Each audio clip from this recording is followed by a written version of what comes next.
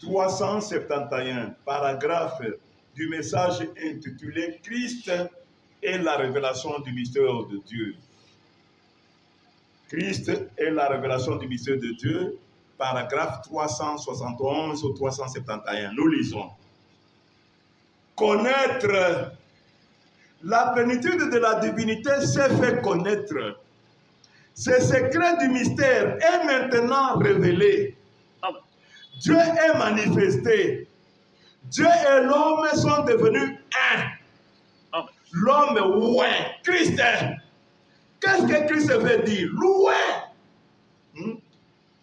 Qui était loin de la plénitude de la divinité complètement? Oh là là. Comment les gens peuvent-ils en douter? Donc, vous voyez ici, c'est aujourd'hui la révélation a été promise. L'homme ici, est la divinité. Qui est cet homme? C'est cet Adam revenu ici. Adam, le père des hommes, des croyants, des hommes à l'image de Dieu, tous les fils à l'image de Dieu, leur père c'est Adam. Amen. Et cet Adam est vivant, présent ici dans cette génération. Il est venu comme le dernier des noms des élus. Lui qui était le premier nom des élus, il est devenu le dernier. C'est pourquoi dans le chef d'œuvre, il est l'alpha et l'oméga. C'est lui qui était l'alpha là, est devenu l'oméga. C'est lui qui était le commencement là, c'est lui qui devient la fin, l'Apocalypse. Amen. Et maintenant, la plénitude s'est fait connaître. En d'autres termes, et s'est fait connaître, elle est où?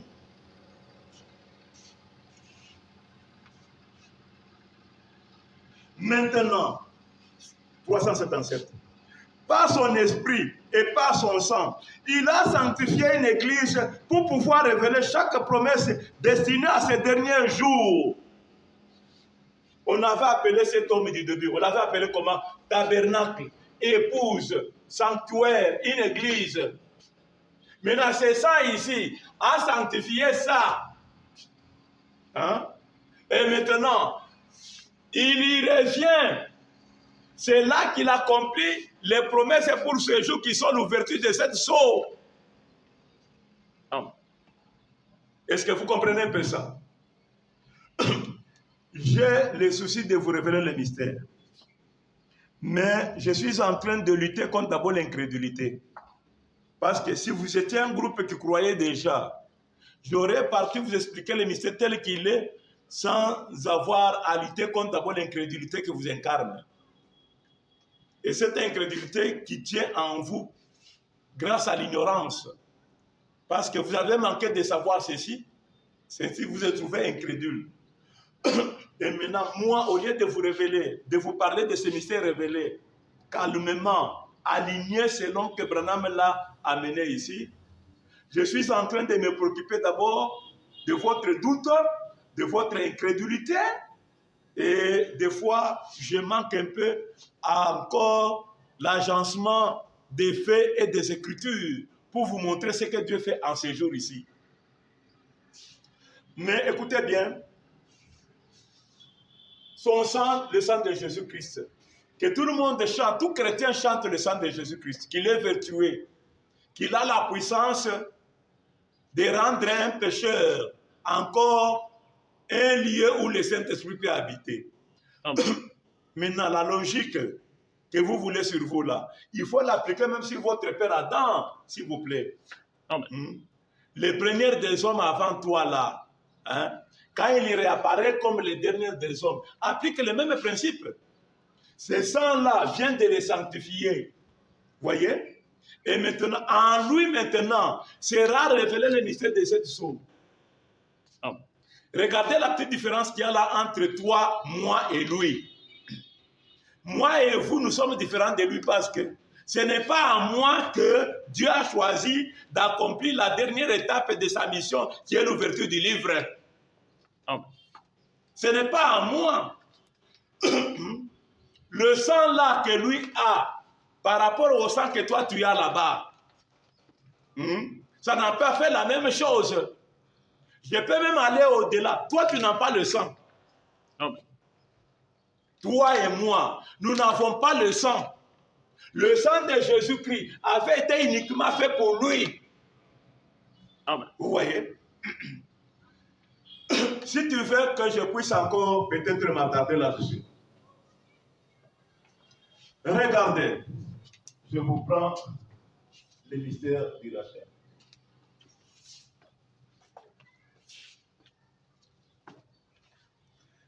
Le serpent écrasé, paragraphe 148. Branham dit ceci. Maintenant, parlons un tout petit peu de la rédemption. Avant que cette personne, d'abord il dit, au paragraphe 139, cet homme doit être digne. Jean a dit, je pleurais amèrement lorsque personne ne fut capable de prendre le livre ou de le regarder ou d'en rompre les seaux. La deuxième œuvre de rachat. La première œuvre consistait à pourvoir au sang. La deuxième, c'est le livre lui-même maintenant qu'il fallait ouvrir. Je parle de l'idée que toi et moi n'avons pas ce sang-là. Ce sang-là, c'est Branham qui a Adam qui a ça lui seul. Amen. Quand l'ange puissant est passé, demandez qui est digne. Toi et moi, on ne nous a pas vus. Pourquoi on ne nous a pas vus? Parce que nous n'avions pas du sang. Nous n'étions pas dignes de regarder le livre. L'effort que nous avons mené en arrêtant de commettre l'adultère, de fumer, de boire, ne nous a pas conduit à avoir du sang. Nous n'avons pas amené notre sang à être digne parce que nous avons arrêté de faire. Même quand nous avons levé le petit doigt en disant « Je crois en Jésus », le sang n'était pas venu sur nous.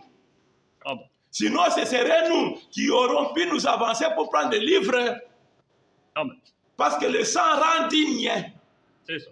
Mais toi et moi, n'ayant pas ce sang-là, c'est pourquoi on ne nous a pas vu être dignes. Nous n'avons plus que semer des impressions que nous sommes des pasteurs, nous sommes des prédicateurs, nous sommes l'exemple. Alors que quand maintenant on demande, c'est lui qui est digne. Toi et moi, nous n'étions pas là. Nous continuons. Donc, la première des conditions pour acheter, la personne devait être digne. La deuxième, ça c'est moi qui dis deuxième, mais lui dit seulement, elle devait être la personne indiquée. Vous voyez? Amen.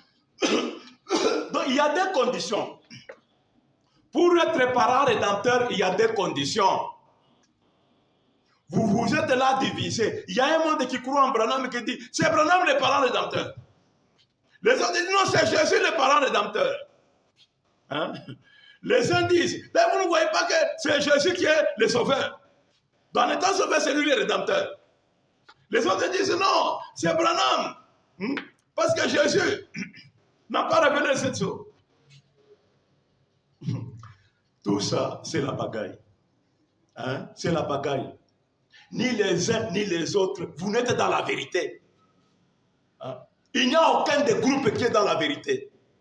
Vous ne connaissez pas le plan de rédemption.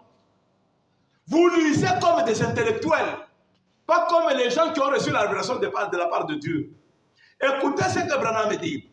Cet homme, pour être parent rédempteur, il fallait qu'il soit digne, et la personne là, il fallait qu'elle soit digne et la personne indiquée. Maintenant, la personne indiquée, c'est-à-dire quoi? Le livre là, il faut que ce soit ton nom qui soit au-dessus. Amen. On ne peut pas donner le livre à quelqu'un dont son nom, ce n'est pas celui qui est sur le livre. Amen. Et celui qui avait les noms écrits sur le livre, c'était Adam, qui était déjà prévu récupérer son héritage avant qu'il n'aille en captivité. Amen. Dieu avait mis son nom là-bas. Il ira en captivité, mais au bout du tunnel, il va retrouver son livre. Amen. Maintenant, la personne est digne, c'est Jésus. Jésus aussi, ce n'est pas la personne qui avait été destinée pour avoir le livre. Parce que ce n'est pas lui qui l'avait perdu. Amen. Ce n'est pas Jésus qui avait été empêché d'avoir encore accès au livre. Ce n'est pas Jésus. Vous voyez? Maintenant, vous vous retrouvez avec des personnes qui ont chacune une seule qualité. Branham a les noms sur le livre, mais n'a pas le sang digne. Jésus a le sang digne, mais son nom, ce n'est pas celui qui est sur le livre. Amen. Maintenant, écoutez la suite de ces pas écrasés. Oui. Ainsi, cela fut accompli lorsque Jésus-Christ naquit par une naissance virginale, car il était digne. C'était Dieu lui-même fait homme. Il était Dieu dans la chair humaine. Il devait être digne. Et le sang de Jésus-Christ venu par une naissance virginale l'a rendu digne. Amen. C'est clair, non? C'est clair, non? Jésus devait être digne. Mais comme n'étant pas la personne indiquée, c'est pourquoi là, nous avons juste besoin de son sang pour rendre toi ou celui-là digne. Amen. Parce qu'il faut que ce soit quelqu'un de la race d'Adam. Mieux encore, il faut que ce soit Adam lui-même. Amen. Voyez? Alors, ce n'était pas Jésus. Jésus, même quand nous les louons, nous sommes reconnaissants. C'est le sang, son sang là, qui est venu par naissance virginale, qui va aider à la personne de la race adamique qui avait perdu ça, qui va les rendre dignes. Amen. Et Jésus, par amour, a accepté avec son sang de donner son sang à celui-là. Amen. Toute la parole, lisez tous les messages. Ce n'est pas Branham qui a donné son nom à Jésus, Adam, mais c'est Jésus qui a pris son sang, qui a donné ça à Adam. Amen. En d'autres termes, Jésus nous a donné son sang. Amen. Ça, c'est ça la logique de la Bible. Il nous donne pourquoi? Pour être digne. Amen. Parce que nous n'avons pas la dignité. Bien sûr, nous sommes les gens pour qui Dieu a réservé l'héritage. Le nom est sur le livre. Le nom de celui qui réclame est au-dessus. Le nom de nous qui serons réclamés, c'est écrit dans le livre. Moi, Jésus même disait, quand les apôtres voulaient se réjouir du fait qu'ils avaient la puissance de chasser les démons, il dit, réjouissez-vous plutôt de ce que vos noms soient inscrits dans le livre. Amen. Donc l'important ici, c'est d'avoir son nom dans le livre. Et Jésus vient comme un don, le don d'amour de Dieu. Il vient nous donner le sang. À nous qui avons la qualité d'être héritiers, mais qui n'étions pas dignes par le sang qui était mauvais souillé. Amen. Maintenant, Dieu a fait exister Jésus pour son sang là. Amen. Que son sang là soit pour l'homme qui est destiné à l'héritage, que le sang le rende digne. Amen. Comme ça, cet homme-là, avec le sang qu'il a obtenu de Jésus, les deux qualités-là, il les a. Amen. Dans la logique, Branham qui est Adam, il est reconnaissant à Jésus. Voyez? Mais la divinité qui habite en lui ne le rend pas inférieur à Jésus. Amen. Parce que vous vous confondez. Quand Branham a loué Jésus, il est remercié, il est reconnaissant. Vous comprenez par là que Jésus est supérieur à lui. C'est là l'erreur dans laquelle vous êtes. Amen. Il a dit quand le Saint-Esprit, cet autre que le Père m'enverra, parlera de moi, il me glorifiera, non? Amen. C'est la reconnaissance. Il n'y a pas conflit entre les deux. Amen. S'il avait compris, Jésus n'aurait pas voulu donner son sang à Adam. Il aurait laissé Adam mourir avec ses enfants. Amen. Et toi, tu es enfant de qui? Si tu es appelé pécheur, tu es enfant de qui? Tu es enfant d'Adam. Maintenant, quand on te sauve là, on ne te sauve pas seulement toi l'enfant. On commence par sauver ton papa. Amen. Parce que la parole de Dieu dit, crois, tu seras sauvé toi et toute ta maison. Amen. Alors, nous continuons. Apocalypse chapitre 5. Cette fois-là, c'est deuxième partie, la suite du serpent écrasé. Branham dit au paragraphe 201.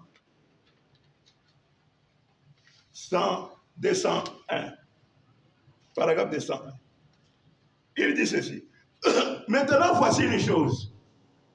J'ai ici 5 choses dont j'aimerais parler pendant un moment, aussi vite que possible. Regardez, les 7 heures. Il y a 7 sceaux. Il y a 5, 7 dans le plan de la rédemption. Maintenant, quand on dit 7 dans le plan de la rédemption, ça veut dire quoi? Que le livre a combien? Parce que le livre là qui est scellé, c'est le livre de la rédemption. Or, quand on ramène celui qui a péché. Est-ce que Jésus avait péché? Avant de discuter et d'être en colère, réponds calmement à la question. Est-ce que c'est Jésus qui avait péché? Hein? Est-ce que Jésus avait besoin d'abord de verser son sang pour le reprendre et puis se nettoyer encore? Est-ce que Jésus devait verser son sang? Il les ramasse, il se nettoie lui-même encore et puis il dit, je suis ramené. Hein? Si Jésus est venu, il a versé son sang. Il a versé dans le but que celui-là qui en a besoin les ramasse. Amen. Les ramasse pourquoi? Les ramasse pour qu'ils reviennent. Amen. Qu'il soit rétabli. Donc un autre. Amen. Hein? Un autre. Donc, maintenant là, c'est le complément de ce que je vous ai lu dans le C'est pas écrasé.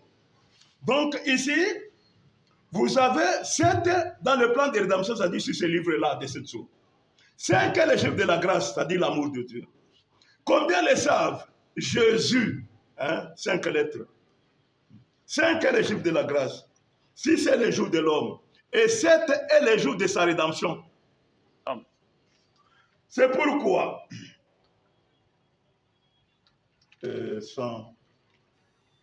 162 paragraphes. Il brise les sceaux, les révèle et nous donne son héritage. Nous, son peuple. Il lui donne l'héritage qu'il a hérité en devenant un parent rédempteur. Et il nous le donne gratuitement. Ça lui appartenait entièrement. C'est lui qui l'a racheté. Mais au lieu de le garder pour lui-même, il le rend à l'homme. C'est son amour pour nous. Amen. Donc, vous avez compris. Donc, quand Jésus était là, ça a permis à ce que quoi? À ce que les livres-là qu'Adam avait perdu puissent appartenir encore à la race humaine. Cette race humaine-là, il y a particulièrement la personne à qui ce livre-là était destiné. C'est nous et notre père Adam. Amen. Et c'est pourquoi lui qui ramène ces livres-là, ce n'est pas lui qui va l'utiliser. Il va l'ouvrir et nous le donner. Amen. Et c'est pourquoi il est même dit dans Apocalypse 10, et je vous ai dit le moment du rachat, j'ai mentionné Apocalypse 10. Il vient avec ces livres-là, il les donne aux messagers. Amen. Comprenez bien. Parce que vous avez l'habitude de discuter. Est-ce que quand l'ange qui est Jésus-Christ là, qui avait sacrifié son corps pour ramener Adam, quand il revient là comme un ange, c'est-à-dire comme Saint-Esprit, quand Jésus revient comme Saint-Esprit, parce qu'il avait dit, je ne vous laisserai point au frère, je serai parmi vous et même en vous. Maintenant, c'est Jésus quand il revient avec ces livres-là. Est-ce qu'il donne à un groupe d'hommes? Hein? Est-ce qu'il réunit tous les enfants d'Adam comme un groupe et leur donne ces livres? Ou bien il donne à leur père? Amen. Répondez systématiquement à ce genre de questions. La parole de Dieu, ce n'est pas un secret de chambre. La parole de Dieu, ce n'est pas un secret de toi-même. Le salut humanitaire, c'est le salut de tous. Et les secrets sont révélés aujourd'hui pour être sauvés. Amen. Quand cet ange puissant descend avec le livre ouvert, il vient, il trouve un ange terrestre. Cet ange terrestre là-bas, nous l'identifions comme Adam. Parce que c'est Adam qui a été recruté comme l'ange du dernier âge. Lui apparaît sur la terre. Il est en quête de la divinité qu'il avait perdue. Il croit, il veut être le personnage principal de la Bible. Il veut que Dieu lui remette la divinité. Mais Dieu lui dit, fais d'abord l'œuvre d'un évangéliste. Et en faisant ça, il a obtenu tour à tour des dons, des ministères, jusqu'au ministère qui devait se ressembler typiquement au ministère du Seigneur Jésus-Christ sur la terre. Amen. Voyez? Lui, Adam. Et il vous dit dans Messieurs, c'est l'heure, ou Messieurs, c'est le signe du temps de la fin. Il vous dit que Tout ce que j'ai pu faire comme travail, ça n'a pas conduit à mon objectif et à ma soif. Quelle était la soif de Branham? Avoir du succès. Quelle était la soif de Branham? Avoir la divinité et être l'adorable. C'était là sa soif, être comme Jésus. Voyez? Mais il est recruté comme un serviteur. Et comme un serviteur encore, il sera utilisé comme Malaki. Et maintenant, il y ramène les enfants de l'église pentecôtiste.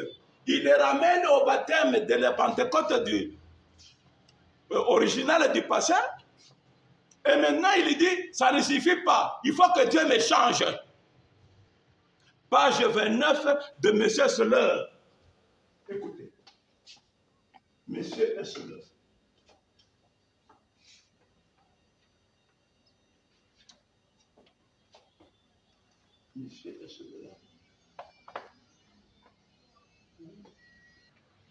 Monsieur est le signe du temps de la fin.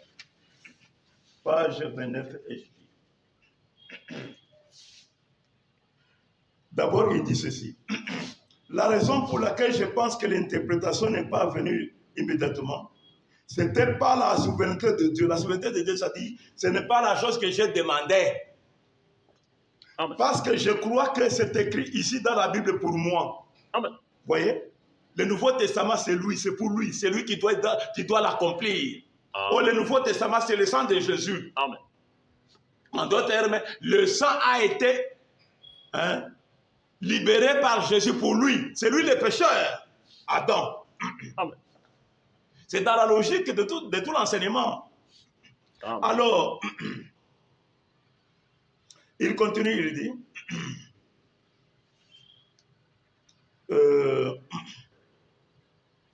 oh, c'est bien. Nous avons eu de bons moments, de bonnes réunions, de grandes foules, mais cela n'a pas vraiment atteint son but. Cette année, excusez, cette année, je vais faire, cette année, je vais faire une tournée missionnaire, aussitôt que possible. Je vais aller en Afrique, en Inde et autour du monde, dans une autre tournée missionnaire. Si cela ne marche pas, alors je ne prendrai ni eau ni nourriture. Et je grimperai là-haut, sur une de ces hautes montagnes. Je resterai là jusqu'à ce que Dieu me réponde d'une façon ou d'une autre. Je ne peux pas vivre ainsi. Je ne peux pas continuer. Ceci, ce sera peut-être la réponse. Je ne sais pas. Jusqu'à ce qu'il me change. Amen. Vous comprenez? Vous comprenez? Lui, il est là en quête de la divinité. Parce que quand il lisait les livres qu'il lisait des romans et tout comme ça, il illustrait toujours le personnage principal. Et un jour, il tombe sur la Bible, il trouve que le personnage principal, c'est Jésus. C'est pourquoi depuis ce jour-là, il voulait être comme Jésus. Mais vous chantez cette cantique sans profondeur. Mais lui, il est cet Adam qui avait perdu la divinité. Il trouve que Jésus est le personnage principal, donc de la vie humaine. C'est lui le personnage principal de la Bible. Et lui qui était celui-là qui avait perdu ça, ça lui donne la soif. Il veut revenir à ça. Et depuis ces jours, il veut devenir comme Jésus. C'est ça la profondeur de Branham qui est différente de nous. Amen. Parce que cette place-là, c'est pour une seule personne. C'est lui qui avait été destiné être père de tous. Amen. Voyez? Et maintenant là, comme vous le voyez bien, c'est lui qui voulait être comme Jésus. On sait qu'il voulait la soif qu'il avait là. C'était déjà programmé pour qu'il le reçoive encore. Amen. C'est pourquoi il vous a prêché la profondeur qui appelle la profondeur. Amen. La soif là d'être Dieu. Elle n'était pas une soif qui venait au hasard. Elle venait d'un homme qui avait déjà porté cette divinité là avant qu'il y ait un grand monde. Là, il n'y avait que Ève. Amen. Et maintenant, il réapparaît là où Dieu a déjà mis les solutions pour qu'il rentre encore à être ce personnage principal. Amen. Quand je parle de ça, tu es jaloux. Tu ne veux pas qu'un homme comme Branham, surtout que Dieu rend toujours les hommes qu'il divinise, d'abord familiers à d'autres hommes. Jésus, il était devenu familier. Oh, il était connu comme enfant de Joseph, enfant de Marie. Donc un homme familier. Maintenant, un homme familier, quand il est divinisé, pour accepter qu'un homme quitte les rangs de vous tous et qu'il soit celui que vous devez adorer, Vraiment. ça a coûté la vie à Joseph. Vraiment. Raconter de telles choses, ça a coûté la vie à Joseph. Amen. Joseph s'est retrouvé dans les trous à cause de ça. Vous voyez? Oh, c'est ça qui nous arrive aujourd'hui. Un frère, le frère Branham, notre bien-aimé frère, quand Dieu l'élève, plusieurs deviennent jaloux. Amen. Oh, frère Branham veut se mettre en avant. Frère Branham veut se mettre en avant. Vous voyez? Non seulement, ils sont jaloux de Branham lui-même, ils sont même jaloux de ceux qui croient qu'il est Dieu. Oh, vous divinisez un homme, c'est la jalousie qui te fait parler. Amen. Dieu avait voulu être un homme. Amen. Il a été dans la création, il a été dans la procréation, et maintenant il est dans les rachats. Amen.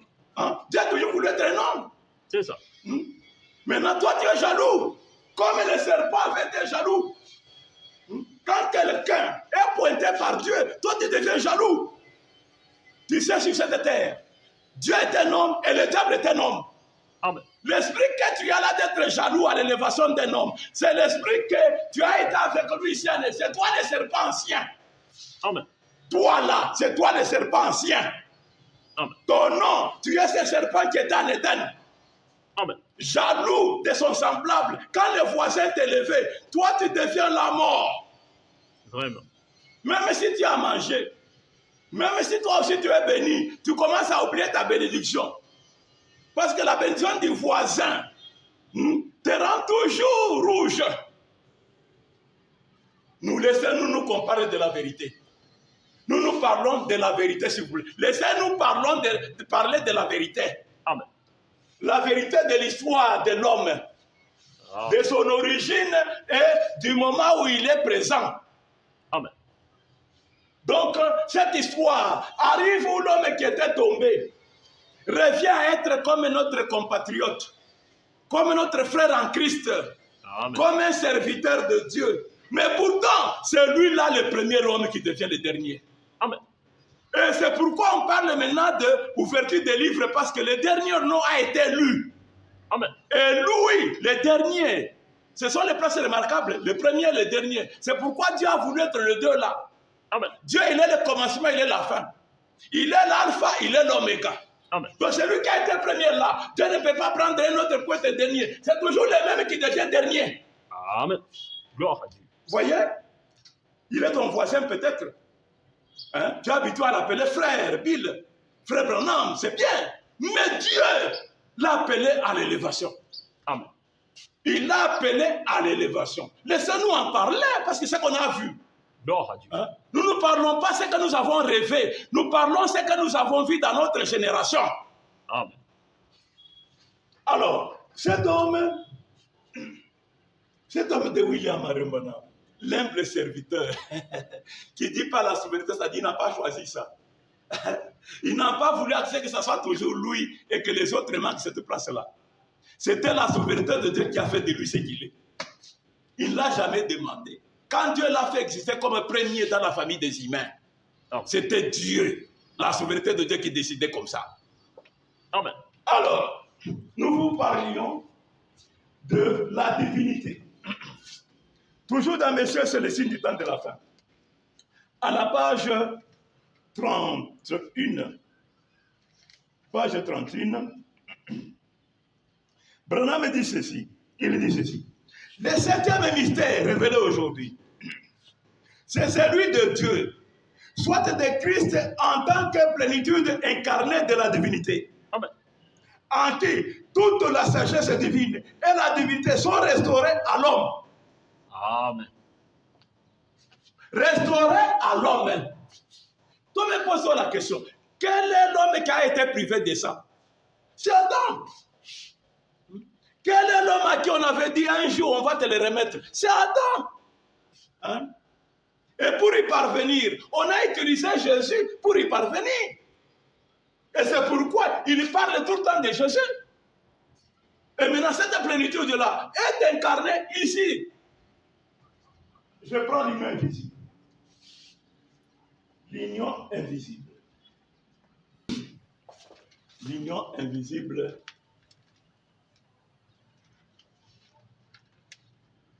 Je suis au paragraphe 292, 301 et 331. OK? Et puis je vais chuter avec 287.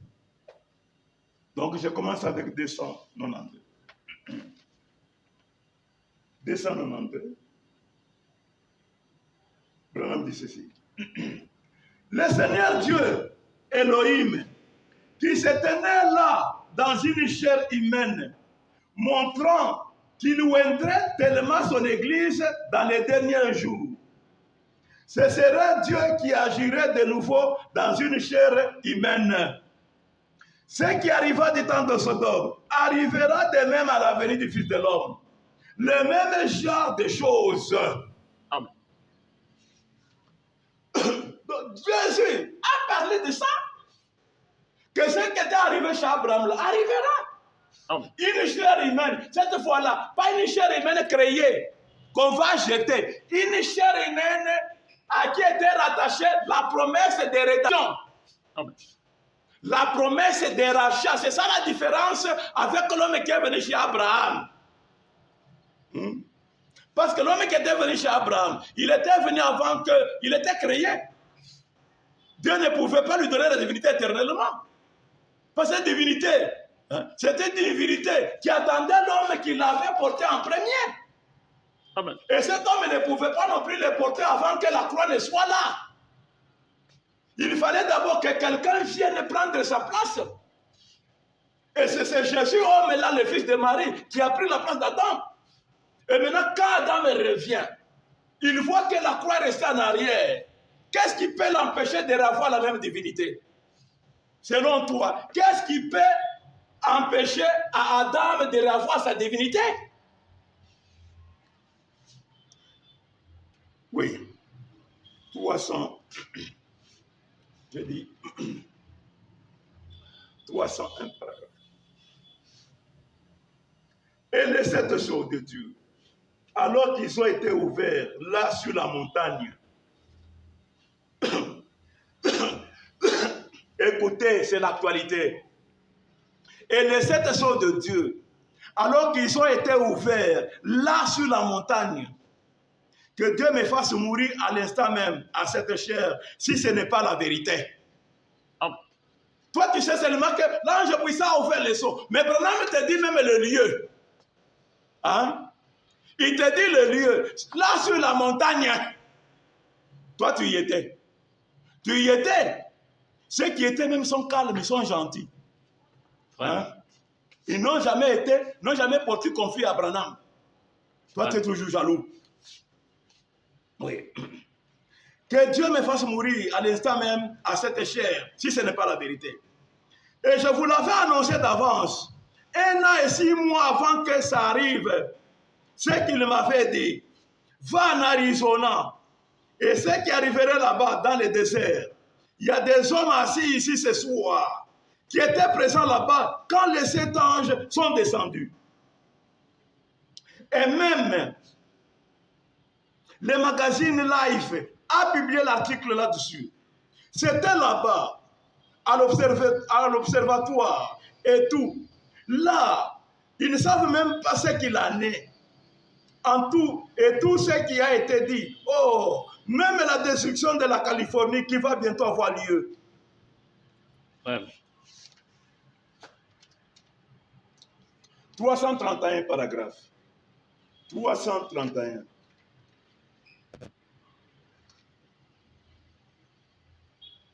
Il viendra un jour de la résurrection. Alors les premiers seront les derniers seront les premiers. Le vieux prophète apparaîtront les premiers. Et on verra cette procession se lever, marcher vers le ciel. Et nous les vivants qui serons restés, nous ne dévancerons pas ceux qui sont endormis. Car la trompette de Dieu sonnera, les morts en Christ ressusciteront premièrement. Nous nous alignerons derrière eux pour entrer. Alléluia. Tous ceux qui au long de la de Luther, de Wesley, des méthodistes, des presbytériens, ainsi de suite, jusqu'au dernier âge. Ceux qui ont reçu la parole de leur âge.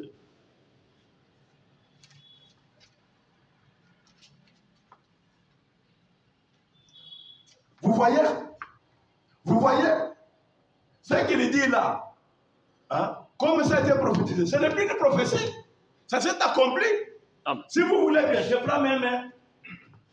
C'est le lever du soleil. C'est le lever du soleil. Depuis le paragraphe 8. 8 nous lisons. Comme je sais que notre temps est limité ici, surtout pour ceux de nos amis qui sont à l'écoute par les moyens du téléphone,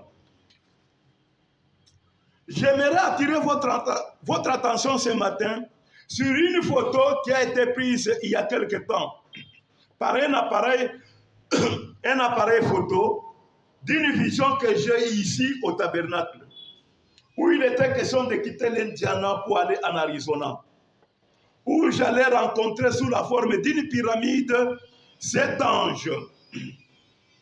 Sans savoir ce qui allait arriver par la suite, quand je suis arrivé là-bas, je pensais que c'était la fin de ma vie, que personne ne pourrait survivre à une telle explosion. Je suis sûr que vous êtes tous au courant de l'histoire. Et alors, dans les canyons Sabino, par une matinée comme celle-ci, pendant que j'étais en prière, une épée avait été placée dans ma main. Et il avait été dit, ceci, c'est la parole. Et l'épée de la parole. Et par la suite, les anges sont apparus comme cela avait été annoncé. Au même moment, un grand amas de lumière est parti de l'endroit où j'étais et s'est élevé dans les airs à une altitude de 48 km. La science en a pris des photos. En a pris la photo plutôt. Depuis tout là-bas, au Mexique, alors que cela s'est déplacé du nord de l'Arizona, là, où le Saint-Esprit avait dit que je serais.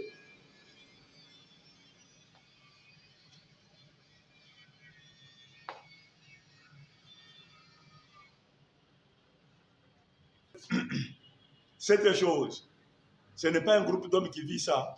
Amen. Hein? C'est un seul homme. Hein? C'est un seul homme qui se rencontre avec la divinité. Amen. Et les anges sont témoins. C'est ça.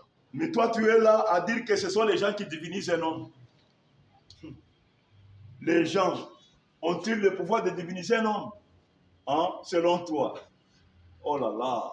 Maintenant, 289 et 87 paragraphes de l'union invisible. 287. Écoutez ce que le messager dit. Il dit ceci. Oh, ce n'est pas étonnant. Ce n'est pas étonnant que la condamnation de Dieu atteigne sa pleine mesure. Dieu a présenté cela en plein devant vos yeux. Amen. Et vous fermez les yeux pour ne pas les regarder. Oui, vous fermez votre cœur alors que vous voyez la véritable parole de Dieu. Amen. Et les 7 choses qui ont été confirmées. Amen. Voyez votre jalousie, hein? En voyant les phénomènes, tu fermes les yeux. Et quand tu écoutes les gens parler, tu exploses. Tu révèles quoi? Que tu as cet enfer qui est contre cette vérité, non? Je te pose la question. Le diable qui avait voulu que l'homme puisse se séparer de Dieu, pour que lui puisse se servir de l'homme comme son instrument. S'il apprend aujourd'hui que cet homme-là est rentré dans les seins de Dieu, est-ce que le diable peut être content? Maintenant, vérifiez ce diable, ça peut être toi. Amen. Hein? Quand on parle de l'histoire de rachat, de la rédemption qu'elle est accomplie, toi tu fermes les yeux d'abord pour ne pas voir. Hein? Parce que les brochures, la colonne de feu et les anges venus, là tu ne peux pas discuter. Ça te fait le mal, tellement tu rougis là en toi-même. Maintenant, quand tu écoutes quelqu'un parler, tu deviens contre lui. Il devient ton ennemi à toi. Hein? Ça va? On comprend. Tu es la race de ce monsieur. Tu es la race de ceci. Hein? Amen. Tu t'excites au succès des autres.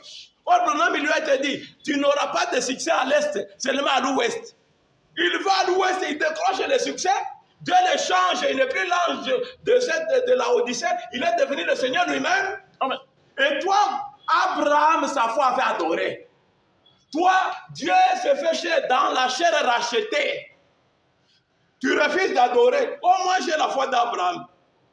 Et tu mets à ton groupe là que tu enseignes, que tu appelles l'église, que nous avons la foi d'Abraham. Abraham avait vu Dieu dans la chair, avait adoré. Amen. Mais toi, tu vois, tu fermes les yeux. Et tu es jaloux. Vraiment.